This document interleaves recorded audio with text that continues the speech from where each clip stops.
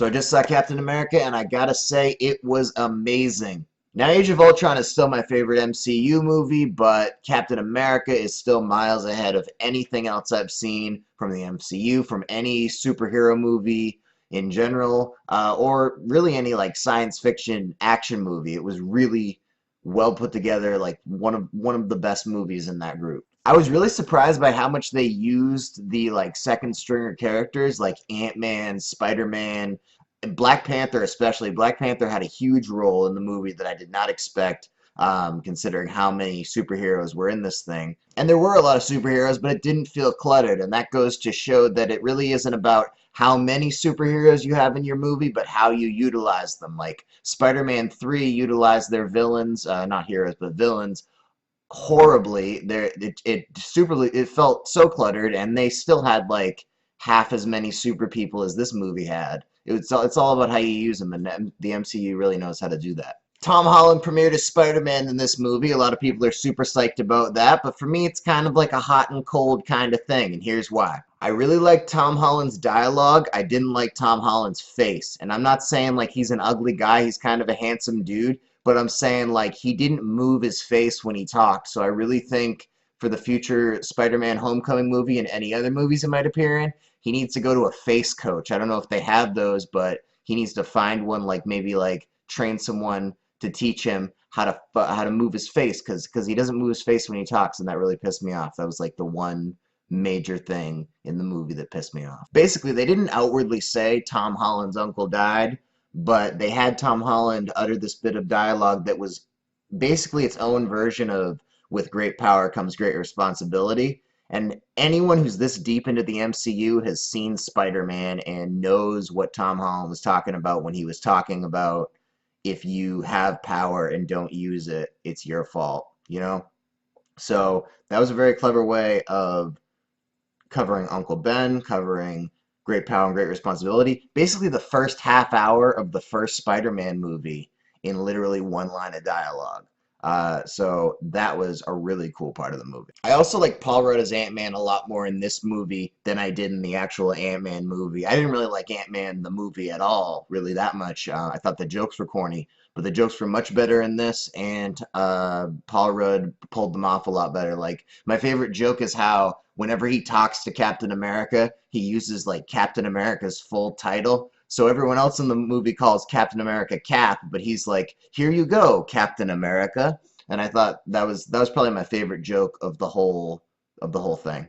So Spider-Man and Ant-Man were comic relief characters. Black Panther, all business. He was kind of like his own third side in a way. Like, he was trying to hunt down and kill Bucky, while the government was only trying to hunt down and capture Bucky. But he kind of converged with the government at the point of the movie, and joined them.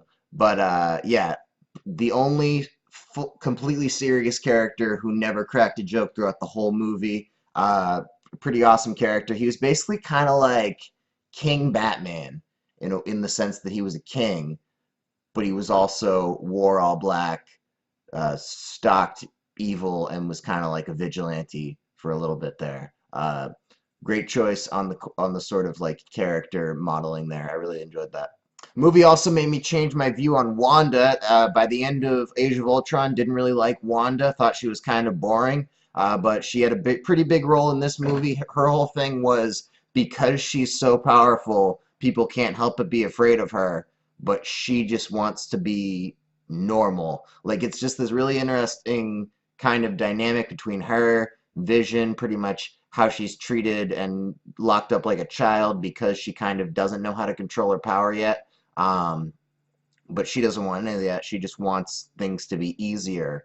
And it's kind of sad. We kind of see more of her relationship with Hawkeye, too. Hawkeye gave her a really good, stern talking to in Age of Ultron, and they kind of like get back together. He gives her some more help, more guidance. He's kind of like her mentor, which I like. I like that pairing there. But yeah, Wanda, like her now. Vision, not as good in this movie as he was in Age of Ultron, at least for me. Like, there were some funny moments, like anytime Vision decided it was a good idea to wear real human clothes. I thought that was pretty funny. like, but only funny. Like, he didn't really get a lot of a lot more character development. I didn't actually care about him as much in this movie as I did when he first appeared. So maybe he wasn't really important to the story. Like maybe they didn't try to kind of fit him in and give him his time to shine, but he definitely didn't really shine in this movie as much as the other characters. I'm mentioning all the second stringer side characters because the whole dynamic between why Captain America and Iron Man were fighting and their whole time on screen going at it with each other didn't really interest me as much. Like I thought it was kind of at this point cliche the whole two heads of the team go against each other. We've seen it in the Civil War comic, we've seen it in other movies, not superhero related, and I just feel like that main plot didn't really add anything new to that whole story type of the Civil War within the group, the in-group fighting kind of thing. So it was fun to see the action, but in regards to Cap and Iron Man's actual story, I didn't think it wasn't what I went there for, and it wasn't one of the things that stuck out. So I gave away a couple spoilers in this review, but there's still a lot of cool little tidbits I didn't mention and little twists and twisty twists that you can see by seeing the movie for yourself once you see it, or right now, if you're just that kind of person, comment below your thoughts and like, comment. I already said that. Oops. Share and subscribe. I'm Will Morin, and thank you for watching.